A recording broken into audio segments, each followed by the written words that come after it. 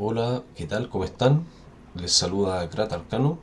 Hoy día les traigo un nuevo artículo, tal como el último video que subí. Este se llama Un diccionario políticamente incorrecto. Es difícil encontrar alguna historia similar a la que voy a contarles, aunque la censura sea tan antigua como la mentira. Muchos de ustedes conocerán, quizás por vez primera, nombres como el de Gustavo Barroso o Plinio Salgado, o quizás hayan escuchado algo sobre el integralismo brasileño. O al contrario, quizás sean buenos conocedores de los turbulentos años 30 en el país continente. Cualquiera sea el caso, los animo a que conozcan esta historia, pues el protagonista es un diccionario. Y vaya diccionario. Bueno, aquí ustedes pueden ver la tapa de este diccionario, o una de las, creo que técnicamente es el nombre, donde está impreso el título de la obra, digamos que sería Pequeño Diccionario Brasileiro de la Lengua Portuguesa, ¿está? Con algunos de los autores. Aquí no se alcanza a visualizar, pero está el de Gustavo Barroso como uno de los autores junto a Hernando de Lima, que sería el otro más unos ayudantes, que tienen cierta importancia en la siguiente historia, ¿no? Dice, solo en las primeras 9 ediciones se puede encontrar el nombre de Gustavo Barroso sobre este diccionario. Bueno, vamos a contar una historia de contexto, ¿ya? Dice, Brasil y el desarrollo escolar tardío. Brasil llegó 400 años más tarde al mundo universitario. La primera universidad brasileña data del siglo XX en Sao Paulo. Esto es la Universidad de Sao Paulo, entre paréntesis, se dice USP. Nació en 1934 como consecuencia de la derrota de la Revolución Independentista de 1932. Recuerden que allá también hubo una de estas especies de revoluciones armadas con muchos muertos, y que, bueno, hasta el día de hoy es muy polémico allá en Sao Paulo. En palabras de Sergio Millet, escritor e intelectual destacado, la USP nace con un objetivo claro: desde Sao Paulo no surgirán más guerras civiles anárquicas, sino una revolución intelectual y científica capaz de cambiar las concepciones económicas y sociales de los brasileños. ¿Tá? Eso respecto de la universidad, es para que se den cuenta que hay un contraste, porque 400 años después que en la América Hispana, en la América Hispana fue la Universidad de San Marcos de Perú, fundada en 1551. Para ser honestos, nunca hubo demasiado interés de la corona portuguesa en invertir en educación o cultura. El primer intento estatal es del siglo XVIII, cuando el marqués de Pombal, héroe del terremoto de Lisboa, expulsa a los jesuitas y toma posesión de los colegios, universidades, infraestructura, tierras, etcétera, por algún tiempo.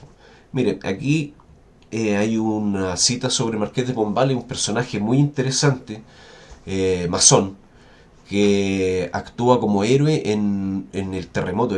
Aquí está descrito algo, dice, el marqués de Pombal, probablemente masón, fue el hombre fuerte de Portugal del siglo XVIII. En 1775 actuó con firmeza ante los saqueadores, pudiendo organizar rápidamente circuitos de ayuda y apoyo mutuo entre la población. ¿Ya?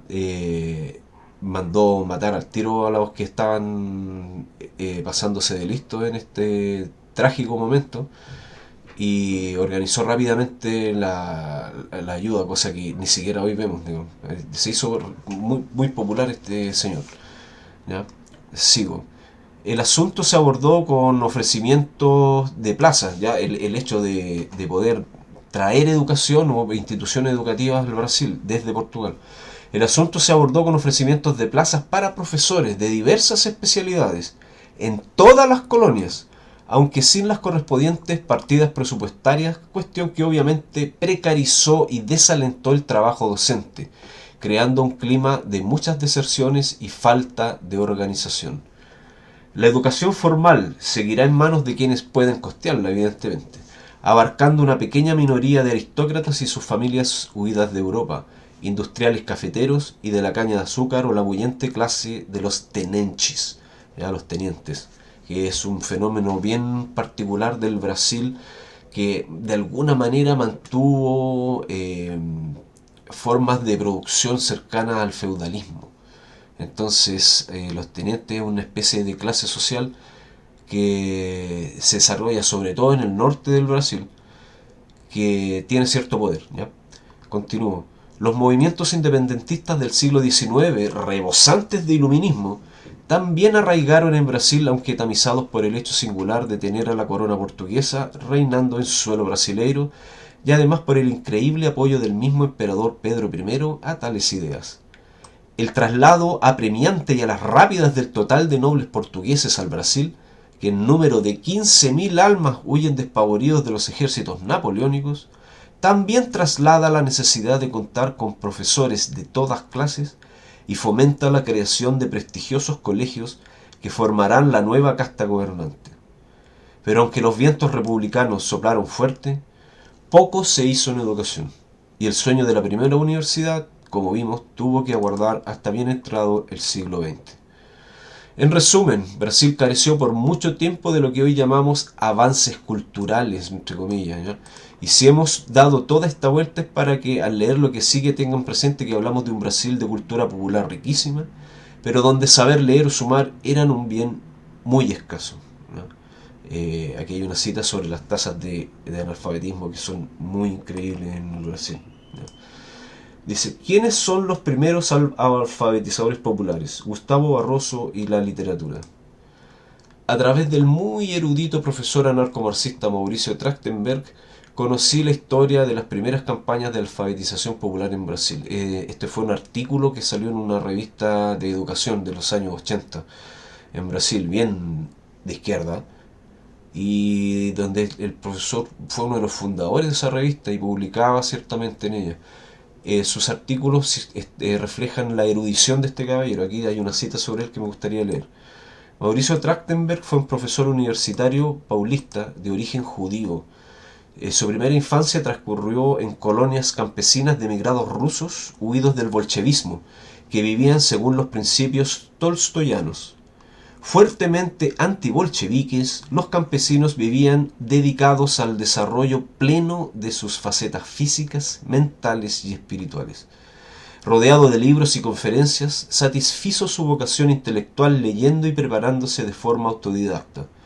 Escribiendo de manera muy original y erudita, frecuentaba cierto bar donde... Frecuentaba cierto bar, ¿ya? Un boteco que le llaman en Brasil, donde se reunían destacadas figuras de todo el espectro político y la academia.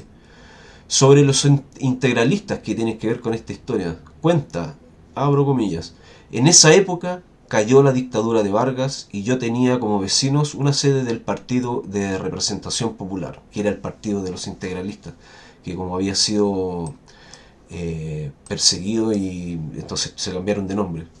A pesar de tener origen judía e imagen de izquierdista, los integralistas me trataban con respeto, pues yo ya había leído en esa época toda la obra política de Plinio Salgado, Gustavo Barroso y Miguel Reale, y por glotonería, nazistas nacionales como Tenorio de Albuquerque y Tasso da Silveira.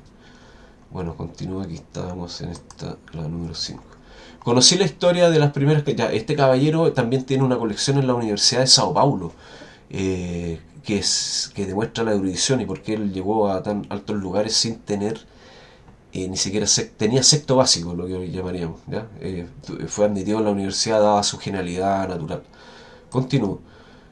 En este artículo, en una revista especializada, el profesor muestra que en los años 30 del siglo pasado, luego de la fundación de la Asociación Integralista Brasileira, miles de militantes, especialmente jóvenes, se reparten por los más recónditos lugares del país, llevando el conocimiento de las primeras letras, las 4 operaciones y quizás la historia secreta del país, a poblaciones muy humildes y que por primera vez tenían la oportunidad de acceder a una educación fundamental.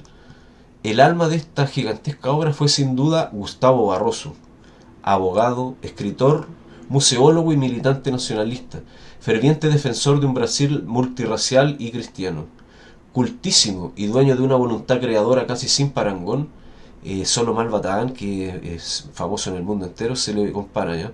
Fue un autor especialmente prolífico, con cerca de 127 libros, Gustavo Barroso, mayormente novelas y ensayos, en los cuales retrata su Ceará natal o denuncia las sectas secretas que dominan en la sombra. Escribió 2 libros que entre los 127 que pude leer, justamente sobre este tema, ¿ya? Con nombres y apellidos. Continúo. Es precisamente su dedicación a este espinoso tema y su militancia integralista lo que dejará fuera de la historia oficial a este destacado intelectual brasileño. Presidente por mucho tiempo de la Sociedad de Escritores Brasileños, hoy es tarea titánica encontrar alguna referencia a este hecho. Olvidado, pero víctima de un olvido indecoroso, pues quien sembró de museos el país, creando los más grandes y los mejores, hoy sea un fantasma en la historia cultural brasileña. Cuando alguien en Brasil osa hablar sobre Gustavo Barroso en cualquiera de sus facetas, ¿ya?, surge la incomodidad. Se es objeto de descalificaciones, cuando no directamente de persecuciones. Pero imponer el silencio es una ardua empresa.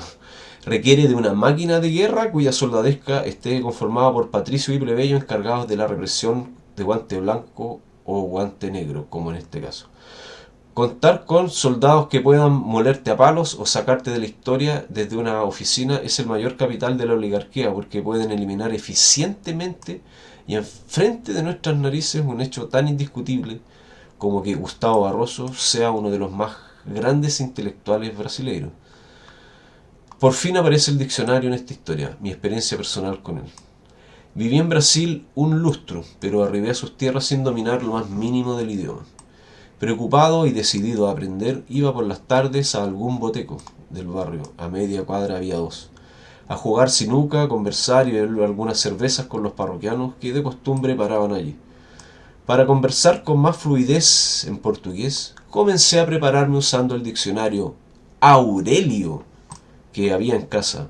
Un diccionario, un libro enorme, tipo libro de las horas de los monjes, por su gran tamaño, ¿no? Pero este diccionario no tenía letras grandes para ser vistas desde lejos, sino letras pequeñas para abarcar más de 100.000 vocablos, ¿no? Así, las tardes antes de ir al boteco repasaba el diccionario en busca de palabras que me llamaban la atención, para introducirlas subrepticiamente en la conversación. Si eran sustantivos, pensaba en alguna frase en la que pudiera utilizarlos. Si eran verbos, practicaba la conjugación, escribiéndolos en un cuaderno y ensayándolos. Llegado el momento, insertaba alguna frase usando mis nuevas palabras. Al poco tiempo comencé a recibir felicitaciones, pues, según decían, yo hablaba refinadamente, incluso mejor que ellos. Eso era imposible, por supuesto, pero supongo que lo afirmaban por lo intrincado y desconocido de las palabras que yo elegía al azar en ese diccionario, ¿no? Ingenuamente creía estar usando palabras usuales, cuando en realidad pertenecen al gran léxico histórico del portugués, que al ser pronunciadas en ese ambiente parecían dichas por el mismísimo Marqués de Pombal, y en esa época, ¿no?, del 1700. En fin, este famoso diccionario, el más importante y señero, fue escrito y editado por Gustavo Barroso y Hernando de Lima, junto a varios colaboradores y jóvenes, entre los cuales estaba, adivinen, Aurelio Warque de Holanda. Esta información, que parece tan simple y ordinaria de encontrar hoy es curiosamente muy difícil de verificar en la red de internet. Hay que tomarse su trabajo de hacerlo. Ya les había dicho que el diccionario se llama popularmente Aurelio, ¿ya?, justamente por el joven colaborador, pero no Gustavo, como podría esperarse, por ser Barroso autor principal. Sucede que las primeras 9 ediciones del diccionario, cuyo nombre original era Pequeño Diccionario Brasileño de la Lengua Portuguesa, lucían efectivamente el nombre de Gustavo Barroso entre los autores, pero ya la 10ª edición aparece como autor solamente Aurelio Warque. ¿Qué pasó? Los editores, sin consultar al autor principal, cambiaron el nombre del diccionario y borraron a todos los demás autores, aduciendo que este era otro diccionario. Pero Barroso, a estas alturas viejo, enfermo y pobre, lleva el caso ante los tribunales y, aunque gana y demuestra que se trata de su diccionario, acorralado por las circunstancias, vende sus derechos al joven Aurelio. Cuando supe, mucho tiempo después, que el diccionario había sido escrito por un Gustavo Barroso integralista, fue como recibir una sacudida. Vinieron a mí imágenes de las muchas veces que, citando el diccionario para algún trabajo de la universidad, se me pedían cambiar por otro diccionario, o cuando simplemente compartía alguna historia sobre él con los colegas, las miradas bajaban rápidamente o se cambiaba de súbito de tema. siempre argumentando que no es un diccionario fiable, que es muy antiguo, que no se ha renovado, o quizá la razón haya sido otra. Eso es, estimados, espero que les haya interesado este especial tema y nos vemos en una próxima ocasión. Chao.